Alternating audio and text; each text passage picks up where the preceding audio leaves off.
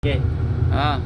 Good afternoon. This is the how to set program the Danfoss inverter automation drive BLT.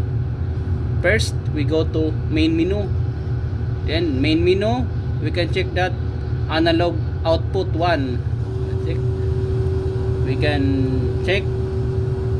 Oh. We can go back. This is the main important. This is the content. We can select analog input. We can check 10 volts. Just this is a constant. This is constant. This is the we can adjust the analog input. Just press the 1430 that indicate on the RPM of the nameplate rating of the motor. This is 0 seconds. This is constant also. For the analog input to just input 10 volts. If okay, just press back. For the analog input 1, same as analog input number 2. Just check that the RPM, then if okay, just proceed back. For the analog, this is constant.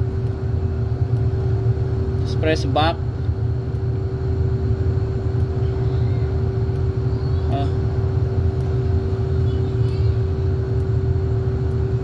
Press back. For this digital input and output, this is constant, no need to change. Digital input, this one 8 is start, 10 is reversing. This is constant also. For the relay, alarm, this is constant, no need to change. Relay number 2, 5 running, this constant also. Digital input, wait start, reverse constant. Limits is constant. For the ramps, we can check that. Maximum, this is constant also, no need to change. This is constant also. Brakes, no brakes for the motor. This is the main important. The motor rating, motor load and motor. General setting is constant. Torque, motor data.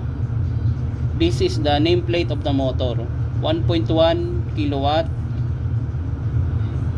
380 volts. If you want to replace the rating, just press OK, and then you can adjust that. If okay, just press OK, and then proceed to back. We can repeat that. 380 for the hertz. You can adjust. If okay, just press OK, and then go back. We can check again. This is the ampere rating that indicates the nameplate of the motor. This is the RPM that indicate of. This is the kilowatt. 380 volts. Press back. This is constant, no need to change. It's constant. That's it for the motor load. For the display, it's constant, no need to change.